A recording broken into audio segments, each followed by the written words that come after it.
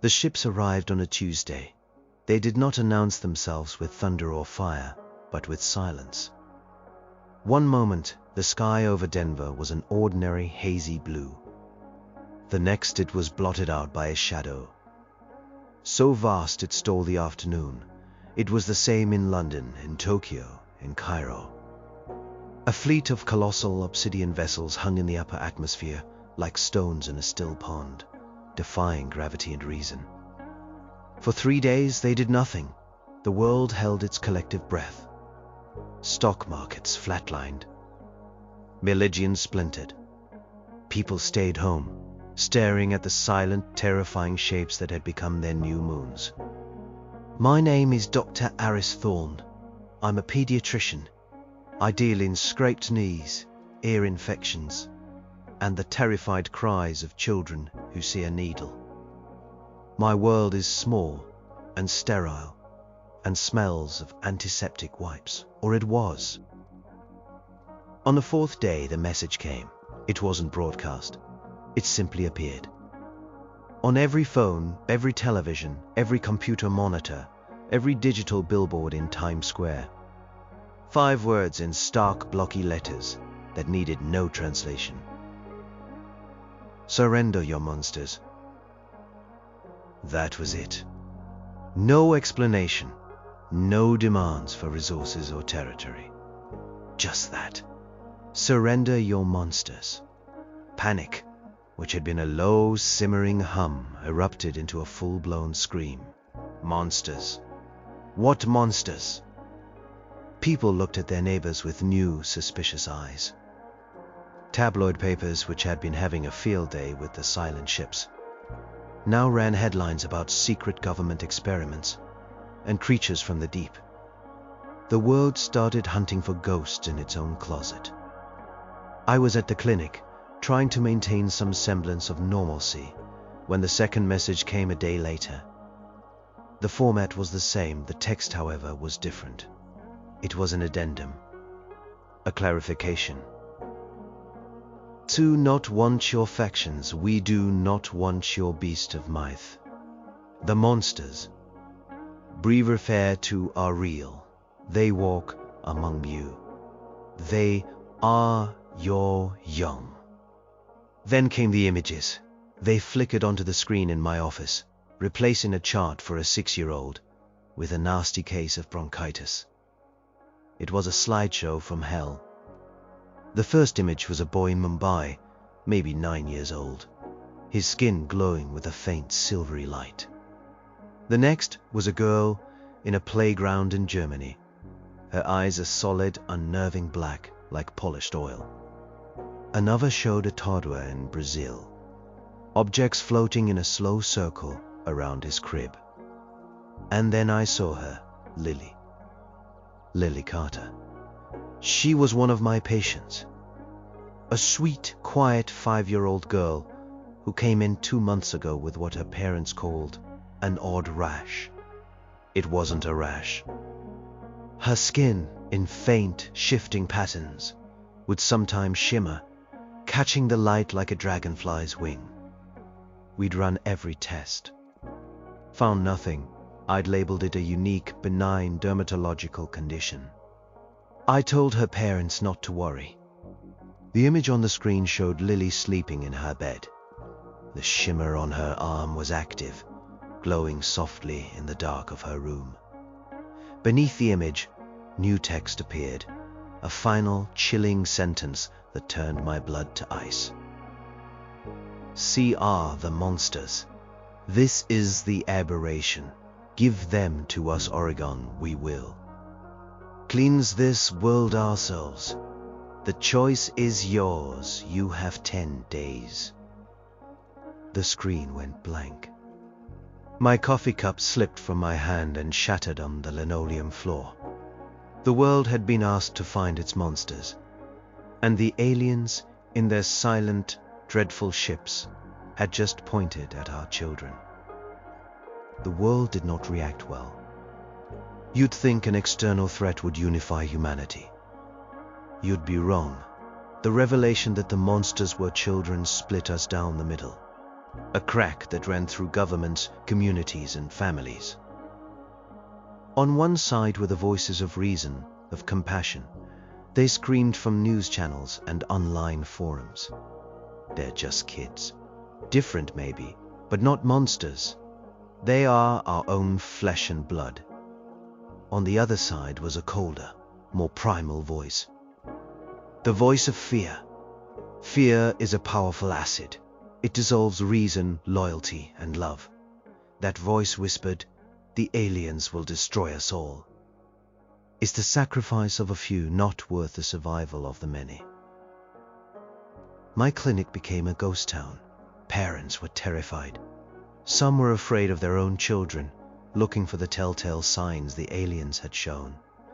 A slight shimmer of the skin, an unusual eye color, a moment of impossible luck. Other parents were afraid of their neighbors. They pulled their kids from school, locked their doors, and hid.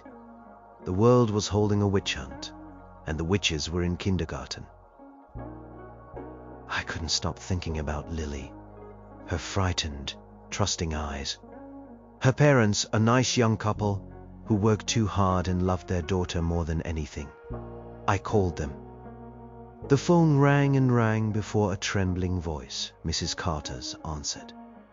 "Dr. Thorne." "Yes, Sarah. I saw the broadcast. I wanted to see if you're okay." A choked sob came through the receiver. "They're calling her a monster, doctor. My little girl. People are posting our address online. Someone threw a rock through her window last night. It had a note tied to it. It said, 'Give it up.'" My stomach twisted. "Are you safe now?"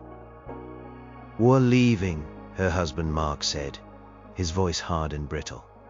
He must have taken the phone. "We're going to my brother's place in the mountains. Getting off the grid, don't call this number again." The line went dead. 2 days after the reveal, I was called to an emergency meeting at the city's command center. The place was buzzing with military personnel and grim-faced politicians. I was there as a medical expert, one of the few doctors who had documented a case of what the media was now calling the shimmer. The woman in charge was General Eva Rostova. She had a face that looked like it was carved from granite and eyes that missed nothing. She didn't waste time with pleasantries. "Dr. Thorne," she said, her voice a low rasp. "You've seen one of these children. What is your professional opinion? Are they a threat?" I thought of Lily, of her quiet giggles. "General, they are children. Lily Carter has a condition we don't understand. It doesn't make her a monster. It makes her a medical mystery." An aide next to her scoffed. "A mystery that has a fleet of world killers parked on our lawn." Rostova silenced him with a glance. "The global consensus is forming, Doctor. We have 7 days left.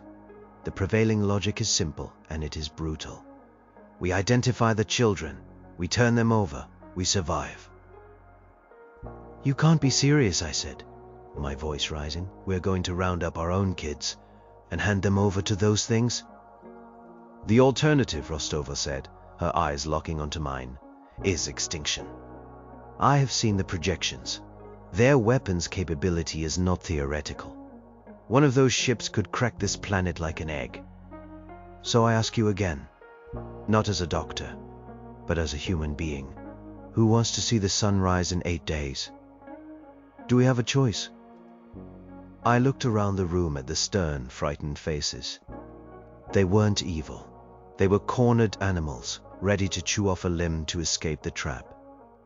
They had already made their decision. They were just looking for someone to tell them it was okay. "There's always a choice," I said, though the words felt hollow in my own ears. Rostova's expression didn't change. "Yes, doctor, there is. And we are running out of time to make the right one." She turned away from me, already moving on to the logistics of the most horrific roundup in human history. I walked out of the command center, into a city that felt alien.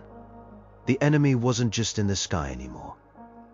It was in our hearts, whispering that the only way to live was to sacrifice our children. I couldn't let it go. Rostova's cold pragmatism felt like a disease, and I refused to be infected. The idea of rounding up children, of leading them onto ships like cattle to a slaughterhouse, was a moral line I wouldn't cross. Not for survival, not for anything. I went back to my office, locking the door behind me. The shattered coffee cup was still on the floor, a small reminder of how quickly my world had broken. I swept it up and then went to my computer. If the government was going to treat this as a military problem, I had to treat it as a medical one. I had to understand what the shimmer was. Fear comes from the unknown. Maybe, just maybe, if I could make it known, I could take away the fear. I pulled up all my files on Lily Carter. Every test result, every note, every scan. It was all there. Blood work normal, MRI clean. Genetic sequencing showed no known markers for any disease. It was a dead end. I had been looking for something wrong with her, a sickness. Maybe that was the mistake. Maybe I needed to look for what was different. I spent the next 36 hours fueled by stale coffee and sheer desperate stubbornness. I dove into fringe science, into speculative biology, into papers on human evolution that were mostly considered science fiction. I was looking for a pattern, a hint, anything. While I worked, the world outside my window grew uglier. The government, under Rostova's directive, had set up a hotline, a place where you could report a monster. Teachers reported students who were too quiet, too withdrawn. Neighbors reported the kid next door who seemed to guess what they were thinking. Panicked parents, believing they were saving the rest of their families, turned in their own sons and daughters. It was a modern-day Salem, with digital pitchforks and global stakes. Each report was a stab of guilt in my gut. These people weren't evil, they were terrified. The aliens, the Vor, as the media had dubbed them, had been smart. They hadn't declared war. They had simply held a gun to our head and told us to pull the trigger ourselves. On the third day of my self-imposed isolation, I found something. It was a deep dive analysis of Lily's genetic code that I'd outsourced to a specialized lab months ago and forgotten about. Buried in the junk DNA, the parts of the genome that scientists used to think were evolutionary leftovers, was an anomaly. A complex repeating sequence that wasn't in any known database. It was active. It was rewriting tiny bits of her cellular structure. It was structured, elegant, and looked less like a mutation and more like an upgrade. It was then that my secure line, a relic from a brief consultation I did for the military years ago, buzzed. I almost ignored it. I answered on the fifth ring. Phone. It was Rostova. Doctor, we have a problem. We've begun the collection. We have the first group of children at a secure facility. They're scared. They won't cooperate. But that's not the problem. She paused. I had never heard hesitation in her voice before. They're changing. Changing how? I asked, my heart pounding. The shimmer, or whatever it is. It's becoming more pronounced. The more of them we gather in one place, the stronger it gets. One of my men, a sergeant, got too close to a group of them. He collapsed. He's in a coma. The medics say his brain activity is strange, like he's dreaming 1,000 dreams at once. The pieces started to click together in my head, forming a terrifying, unbelievable picture. The active gene sequence. The amplification of the effect when the children were brought together. It wasn't a disease. It was something else entirely. General, I said, my voice barely a whisper. Where are you holding them? I need to see them. I think we've got this all wrong. terribly, horribly wrong. The facility was a repurposed military base, an hour outside the city, nestled in the brown, barren foothills. It was surrounded by a triple layer of razor wire and armed guards who looked barely out of their teens, their faces pale with a mixture of duty and dread. The place felt less like a holding center and more like a prison for beings from another world, which I supposed it was. Rostova met me at the entrance to the main hangar. Her granite face was etched with new lines of stress. "They're in here, Doctor. We have 42 of them so far, from this region alone." 42 canaries in a coal mine, I murmured. "What was that?" "Nothing, General. Let's go." The air inside the hangar was thick and humming. It was a low, resonant thrum that you felt in your teeth, like the feeling you get standing too close to a massive power transformer.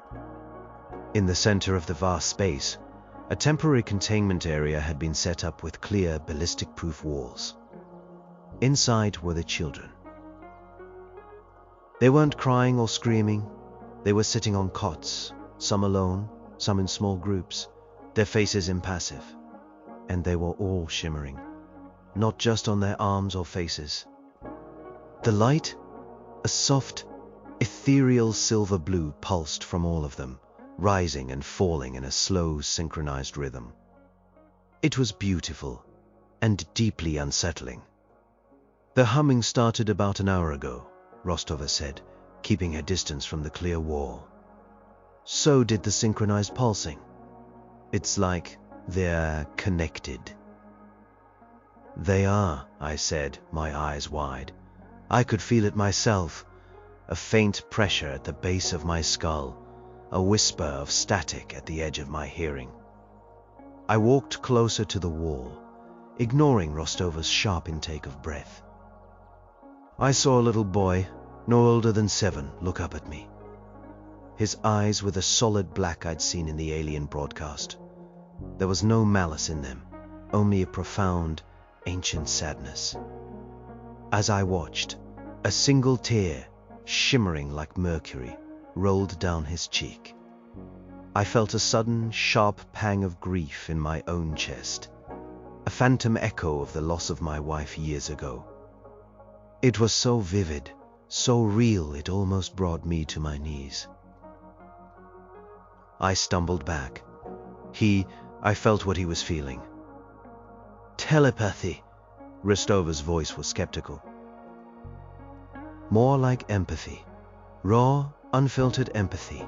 The sergeant who collapsed. What was he thinking about right before it happened?" Rostova looked at her aide, who checked a datard. He was worried about his son, who's undergoing chemotherapy. It clicked. A wave of raw, unfiltered worry and fear, amplified by dozens of these children. It would be enough to overload a human mind. They weren't attacking. Their abilities were just leaking.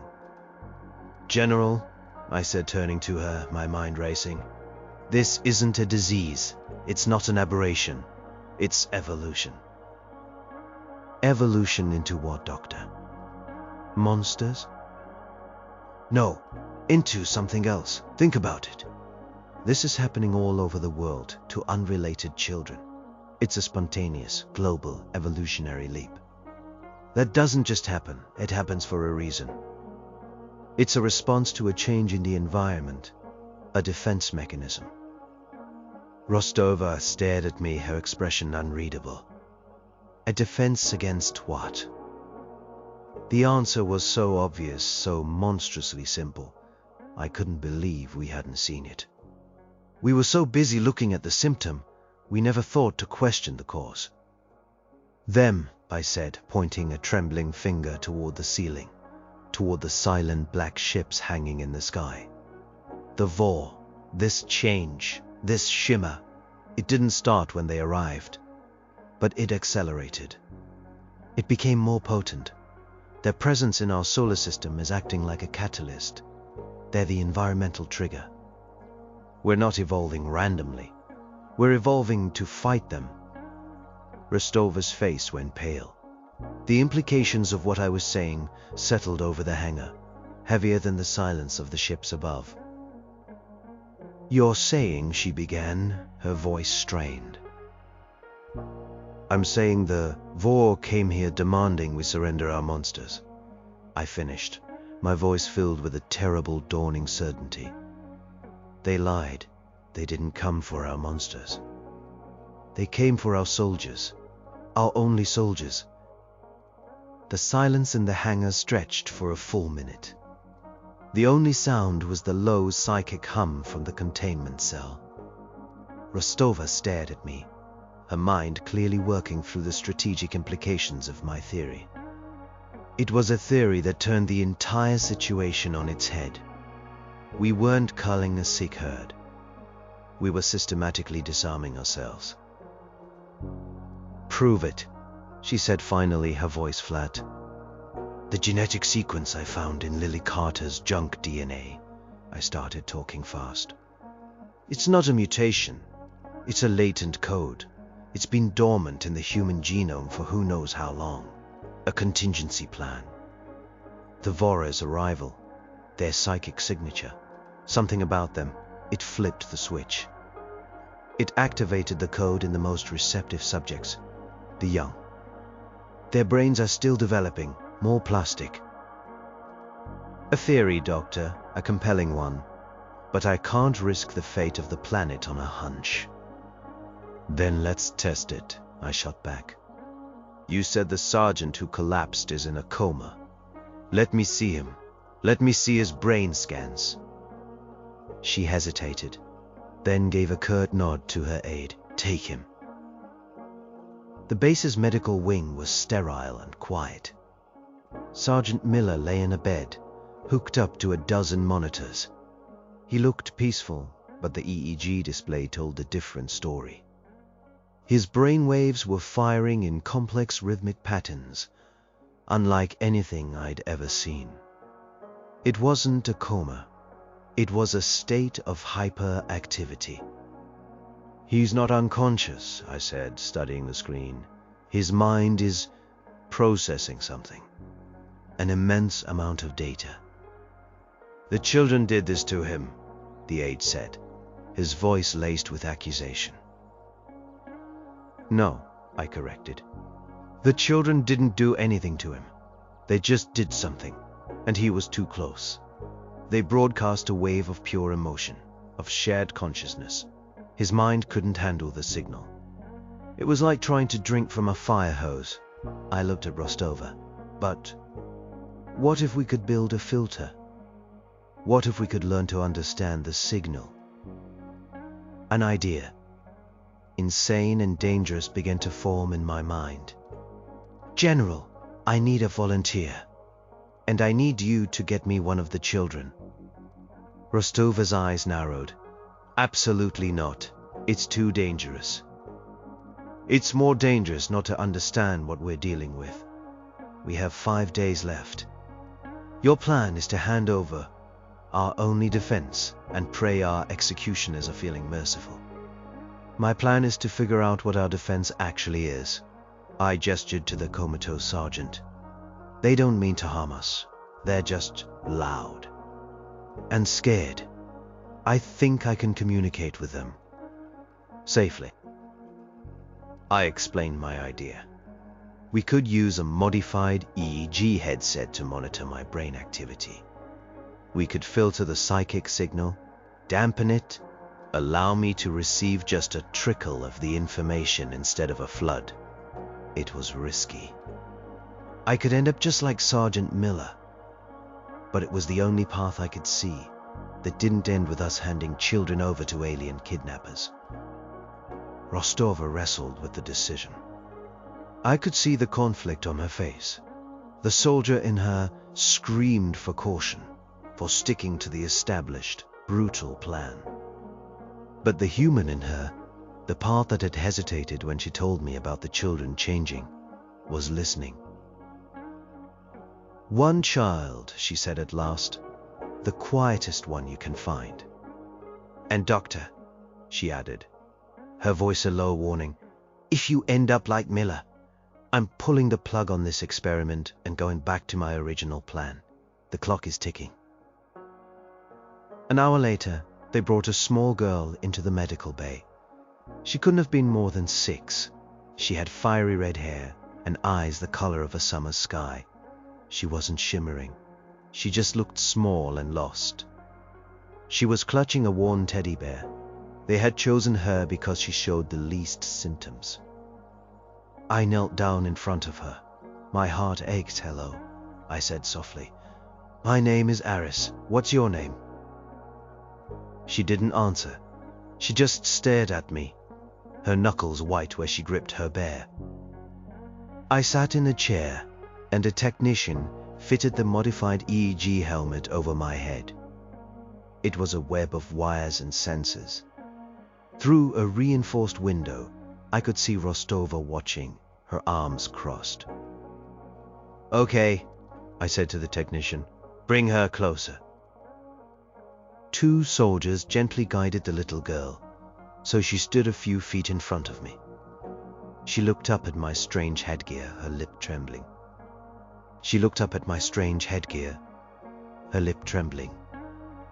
"It's okay," I said, trying to smile. "It doesn't hurt." The technician turned on the machine. A low hum filled my ears. The readings on my brain activity were normal. Nothing was happening. Maybe I was wrong. Maybe this girl was just a normal girl. Then I looked into her eyes, and I focused. I didn't try to read her mind. I just tried to listen, to feel. I sent out a single simple feeling of my own. You don't have to be scared. For a moment, nothing. Then it hit me. It wasn't a voice. It wasn't a word. It was a feeling, an image washing over me. The feeling of being small in a big, cold room.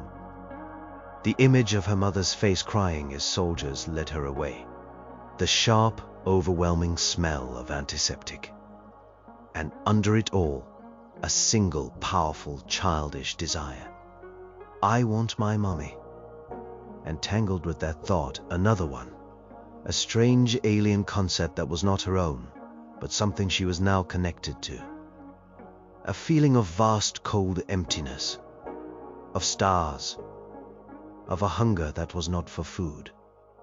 It was the background radiation of the Vor, a psychic presence she was tuned into, like a radio picking up a distant station. And her shimmer, her gift, was the static it created. It was a shield trying to form. I gasped, pulling back. The connection broke. The little girl blinked as if waking from a dream.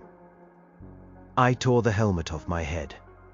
I looked at Rostova through the glass, my eyes wild with terror and triumph. "It worked," I breathed. "I know what they want." "What do they want?" Rostova's voice crackled through the intercom, sharp and demanding. I took a deep breath, my own heart still hammering against my ribs from the contact. "It's not a what. It's a who. They're not conquerors in the way we understand it. They don't want our water or our minerals.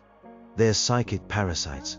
They feed on consciousness, on life force, on the very spark that makes a person a person." The medical bay was silent. The technician stared at me, his mouth agape. "They drift from world to world," I continued. "The concepts flowing from me as if I'd known them my whole life. An echo of the information I'd touched. They find a species on the cusp of a certain kind of psychic potential, and they harvest. They drain entire civilizations, leaving behind empty shells and dead worlds. It's not malicious. It's just their nature. It's how they eat." Rostova's face was grim through the window. "And the children?" "The children are our immune system. The shimmer, the telepathy, the empathy. It's not a weapon.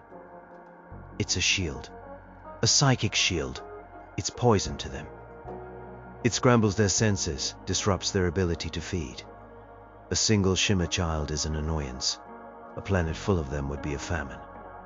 They're not here to destroy us.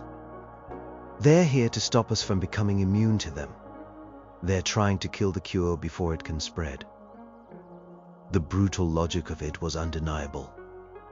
Surrender the children, and humanity remains a docile, helpless herd, ready for the slaughter. "This changes things," Rostova said, her voice low. She disappeared from the window and entered the med bay a moment later. She looked at the little girl, who was now being given a juice box by a nurse, and then at me. "But it doesn't change our tactical situation. We still have a fleet of planet killers above our heads. If we defy them, they'll just eradicate us the old-fashioned way." "Maybe not," I said. "They're parasites, General. Parasites don't like to destroy their food source unless they have to. It's inefficient. They're bullies. They use fear because it's easy. They expect us to panic, to turn on ourselves. They've probably done this 100 times to 100 other species." "So, what's your brilliant plan, Doctor? We send a strongly worded letter?" "We call their bluff," I said, the words tasting like madness. "We refuse. We tell them no. We gather the children, not to surrender them, but to protect them, to let them get stronger. We show the Vor that their easy meal is over. Maybe, just maybe, they'll decide we're not worth the effort and move on to easier prey." It was the biggest gamble in human history. We were betting the entire planet on a psychological theory about an alien species we barely understood. Rostova paced the small room. I could almost hear the gears turning in her head. Duty versus intuition. The soldier versus the protector. She had been tasked with saving humanity. The easiest path was surrender. The right path was a tightrope walk over an abyss. "The other world leaders will never agree to this," she said. "They've already started their collections. They see it as the only option." "Then you have to convince them," I pleaded. "Your General Eva Rostova. They listen to you. Show them the data from the sergeant. Show them my testimony. Show them the truth. We can't sacrifice our kids. Not for anything. It's a line we can't cross. If we do, we might survive, but we won't be human anymore." The little girl finished her juice box. She looked at me, and for the first time she smiled. A small, shy, gap-toothed smile. It was the most human thing I had ever seen. In that moment, I saw a flicker of something in Rostova's eyes, a crack in the granite facade. She looked at the girl, then back at me. Her decision was made. "Get your data together, Doctor, all of it. Package it up. Make it clear, concise, and undeniable." She turned to her aide. "Get me a secure, encrypted channel to every global leader and military commander. The summit is in 1 hour. We're changing the plan." The next hour was a frantic blur. I worked with the technicians to compile everything. The genetic data, the EEG scans, my own recorded testimony about the contact. We sent the package across the globe, a last-ditch effort to pull the world back from the brink of a monstrous moral compromise. Then we waited. I sat in the command center with Rostova, watching a dozen screens showing the faces of presidents, prime ministers, and generals from around the world.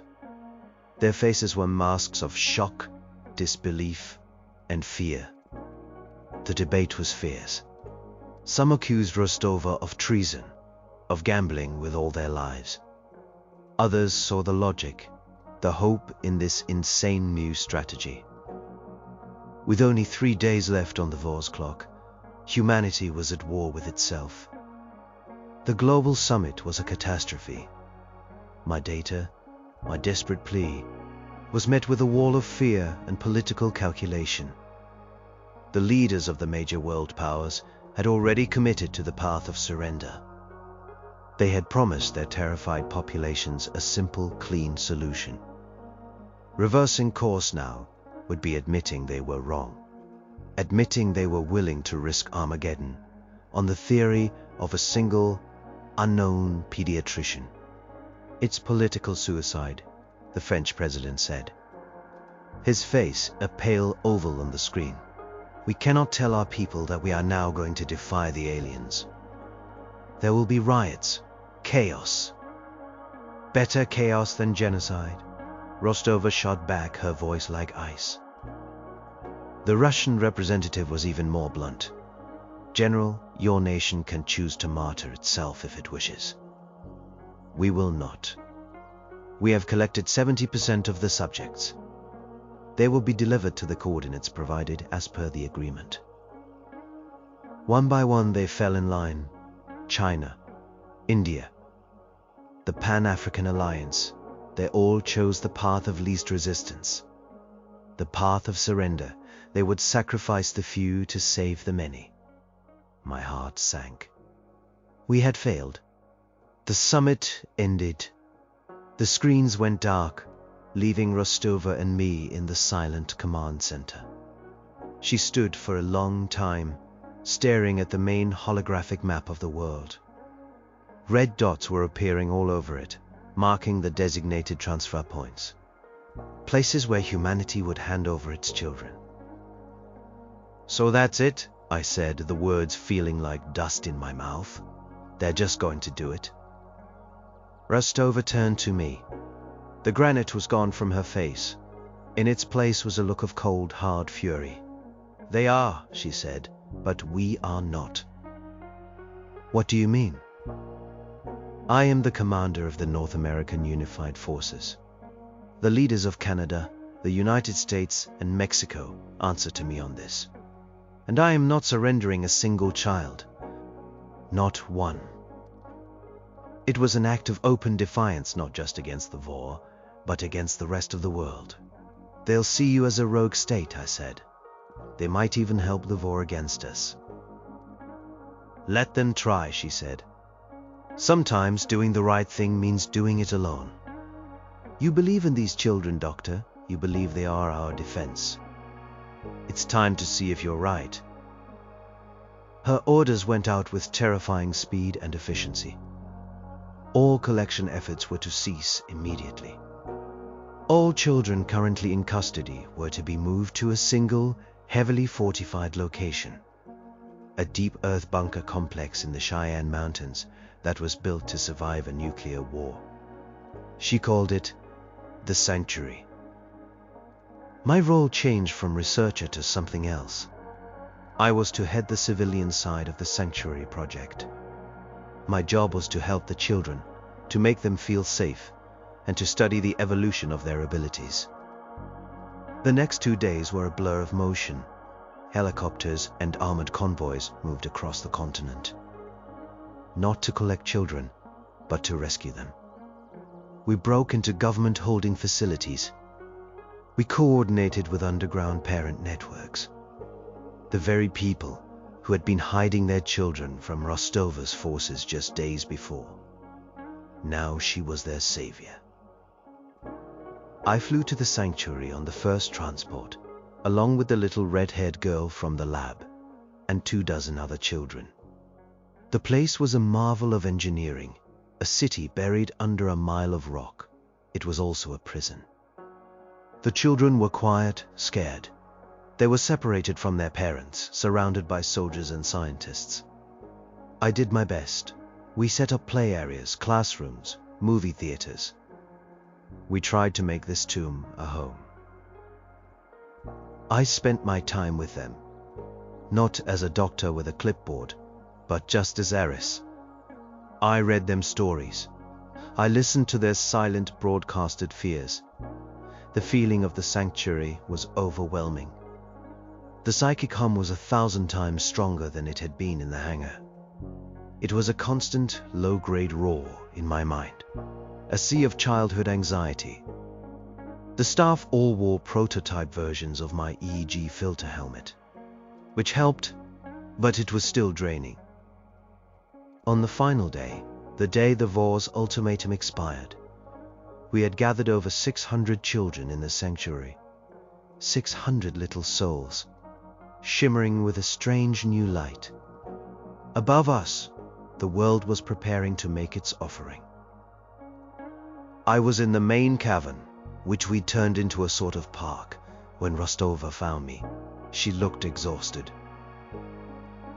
"The first transfer is about to happen," she said. "In Japan." She led me to the command center. On the main screen was a satellite feed. A clearing at the base of Mount Fuji, a single small warship like a black teardrop had descended. A line of Japanese soldiers was escorting a group of about 30 children toward it. My stomach churned. I couldn't watch. "We're doing the right thing," Rostova said, as if trying to convince herself as much as me. As the first child walked up the ramp into the alien ship, a change swept through the sanctuary. The low hum from our own children suddenly spiked. It became a sharp, piercing cry. Not a sound, but a feeling. A wave of pure, concentrated psychic anguish. The children in our makeshift park all looked up at once, their eyes glowing. They were feeling it. They were connected to the child being taken half a world away. On the screen, the warship shuddered. It wobbled in the air. The ramp retracted. Then, without taking any more of the waiting children, it shot upward, back to the fleet above. "What just happened?" Rostova breathed. Before I could answer, a message flashed onto our screen.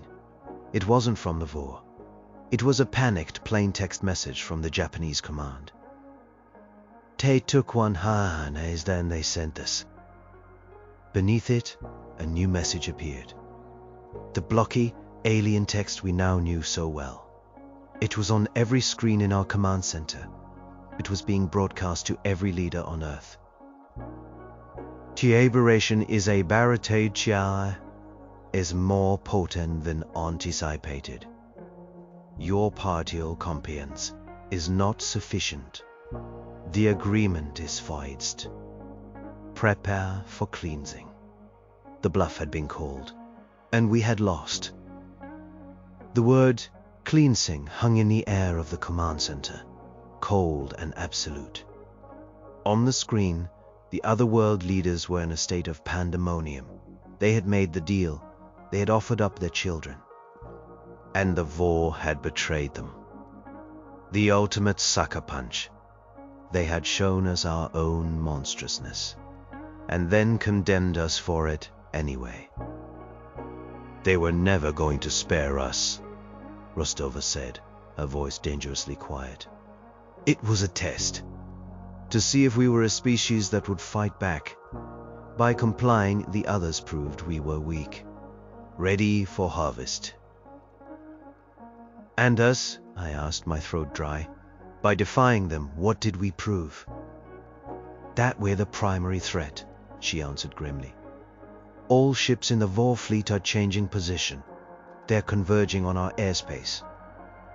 The world had abandoned us. Now the war were coming for us. We were an island of defiance in a sea of surrender, and the tide was coming in." An alarm blared through the sanctuary. A young lieutenant at a console shouted, "General, massive energy readings from the ships directly above us. They're powering weapons." This was it.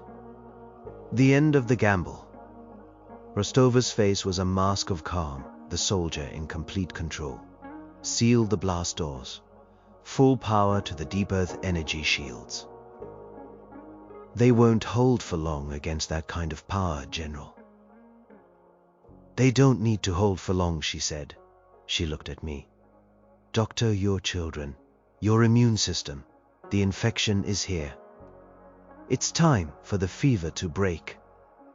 I didn't understand. "What do you want me to do?" "Whatever you've been doing," she barked, the stress finally showing. "Connect with them. Focus them. You said they were a shield. Get it up. I ran from the command center, down the sterile metal corridors to the central cavern. The children were all standing now. The shimmering was no longer soft and gentle. It was a brilliant, blinding silver-white light pulsing erratically. The psychic noise was a deafening scream of shared terror. They knew what was coming. They could feel the hungry minds in the sky, focusing on them. I couldn't use a helmet. I had to go in raw. I pushed my way into the center of the group, into the heart of the psychic storm. The force of it threw me to my knees. It was a hurricane of fear, of confusion, of loss. I felt 1,000 lonely heartbeats, 1,000 memories of parents being torn away. I was drowning. My own consciousness was being shredded by the storm. This was what happened to Sergeant Miller. My mind was being overloaded. Foxes, Aris. My own voice, a faint whisper in the tempest. You are not here to observe. You are here to lead. I thought of the little girl with the teddy bear, of her simple, desperate wish. I want my mommy. That was the key. Not some complex strategy, not some grand psychic maneuver. It was the simple, powerful, universal truth of a child's heart. I stopped trying to fight the storm. I let it wash over me. And in the heart of that hurricane, I planted a single thought, a single feeling, not my own, but theirs, reflected back at them. You are not alone. I pushed the thought out with all my might. You are not alone. You have each other. You have me. A new feeling entered the storm, a call for protection, for safety. We are scared. The thought came from all of them at once. I know, I sent back, but we are together, and we are stronger together. They want to hurt us. We will not let them. We will build a wall. Not of anger, not of hate, a wall of us. A wall that says, you cannot have us. I reached out with my mind, trying to gather the frayed, panicked threads of their consciousness. I wasn't a general giving orders. I was a teacher in a classroom, calming his students. A father, hushing a nightmare. Slowly, miraculously, the chaotic storm began to find a rhythm. The erratic pulses of light began to sync up. The psychic screaming subsided into a single, powerful, resonant hum. In the command center, the lieutenant yelled, "General, the energy shields are failing. Impact in 10 seconds. Rostova watched the screen, her hand resting on the hilt of the sidearm she wore. She was ready to go down with her ship. 9. In the cavern, the light from the children intensified, coalescing. 7. 6. I could feel their power rising, a tidal wave of psychic energy. 5. 4. The light from all 600 children flowed together, forming a dome of pure, shimmering energy that mirrored the shape of the cavern. It pushed outward. 3. 2. The dome of light passed through the rock of the mountain as if it wasn't there. It burst from the surface of Cheyenne Mountain, a silent, expanding sphere of incandescent silver blue. 1. Impact. But there was no impact. On the command screen, the lieutenant stared, speechless. The energy bolts from the Vor ships, lances of devastating power, had struck the shimmering dome of light, and they had stopped. They weren't deflected. They weren't absorbed. They just ceased to exist. Snuffed out like candles in a void. The children's shield held. Up in the heavens, the Vor fleet fell silent. Their weapons ceased firing. For the first time since they had arrived, the hunters had been met with a defense they did not understand. A defense born not of technology, but of spirit. In the cavern I collapsed, the psychic exertion too much. As my vision faded to black, the last thing I saw was the steady, powerful, united glow of the children. Our monsters, our hope, our future. I woke up to the smell of coffee and the quiet beeping of a heart monitor. I was back in the medical bay. My head felt like it had been split open and stuffed with cotton. General Rostova was sitting in a chair by the bed. She looked 10 years older. "Welcome back, Doctor," she said. Her voice was strained. "Did it work?" I rasped, my throat raw. "The shield?" "It worked," she said, a hint of awe in her voice. "It held. They fired on us for 17 minutes straight. It was like throwing stones at a ghost. Nothing got through. Then they stopped." I pushed myself up, wincing. "And now? What are they doing now?" "They're waiting," she said, gesturing to a monitor on the wall. It showed the Vor fleet, still in attack formation, over North America, but utterly still. They haven't moved. They haven't communicated. They're just sitting there. The silence from the Vor was, in its own way, more terrifying than their attack. It was the silence of a predator recalculating. Of a bully who had been punched in the nose and was deciding whether to run or to burn the whole school down. "The children?" I asked. "They're fine, exhausted. The light has faded back to a low shimmer. They're sleeping mostly. You took the brunt of it, Doctor. You focused them. You were the lens." I swung my legs over the side of the bed. "I need to see them." "Aris, you need to rest." It was the first time she had used my first name. "No," I said, standing on shaky legs. "This isn't over. We put up a war. Now we have to send a message." I didn't know where the words were coming from.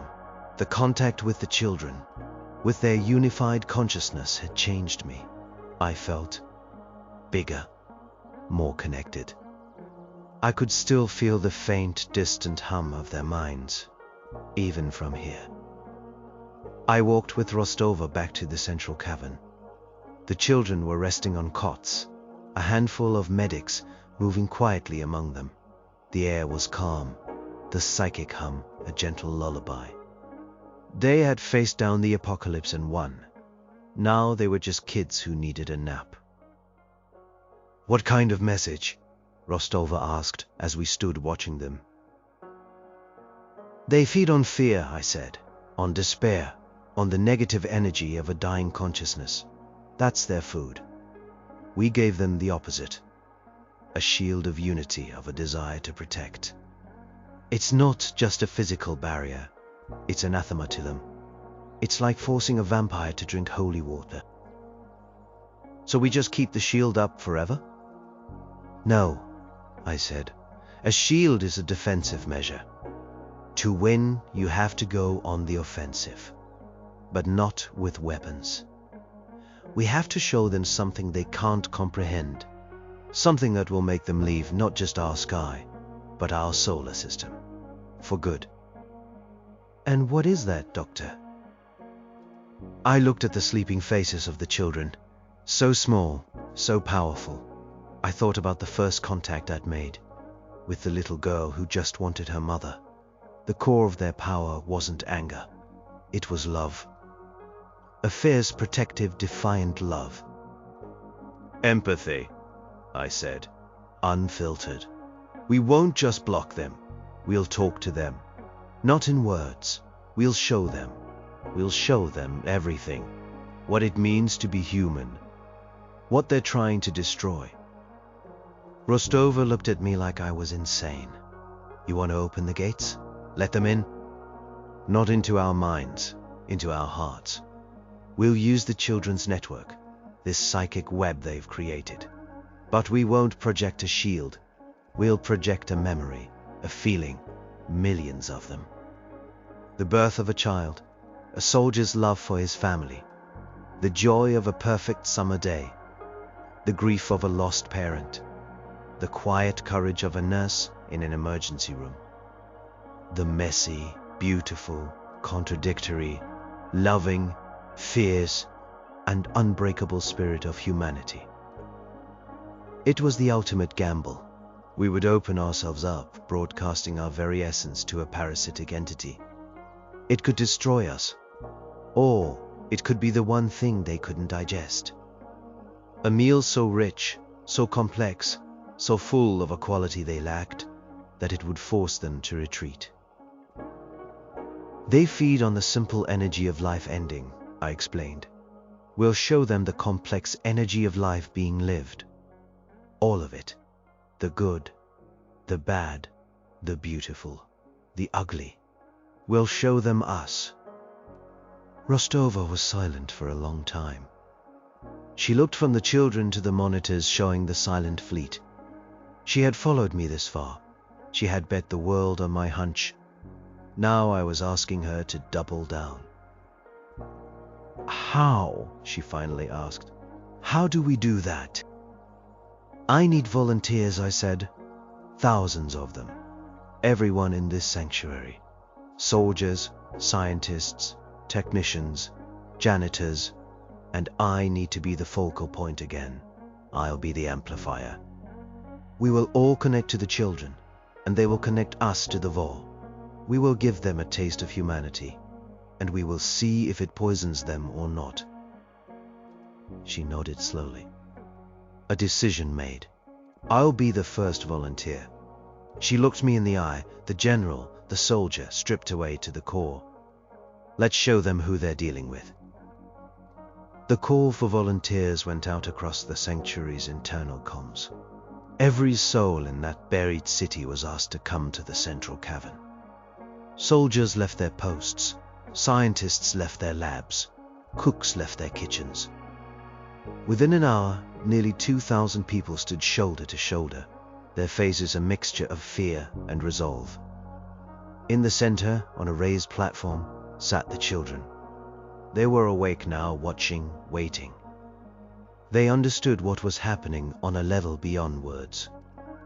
I stood before them all, Rostova at my side.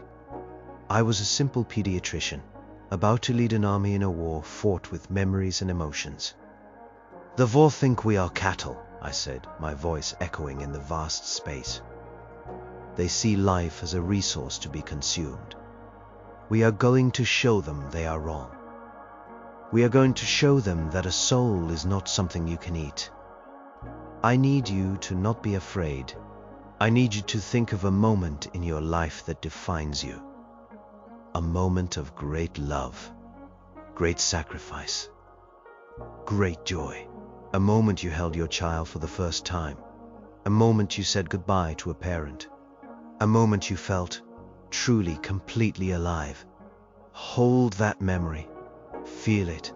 We are going to share it. I returned to the center of the children. This time I didn't fight the psychic energy. I welcomed it.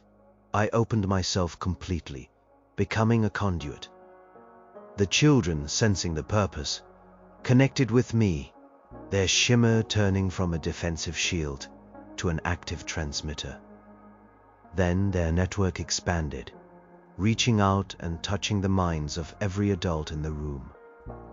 A wave of feeling washed over me, 1,000 times more potent than before.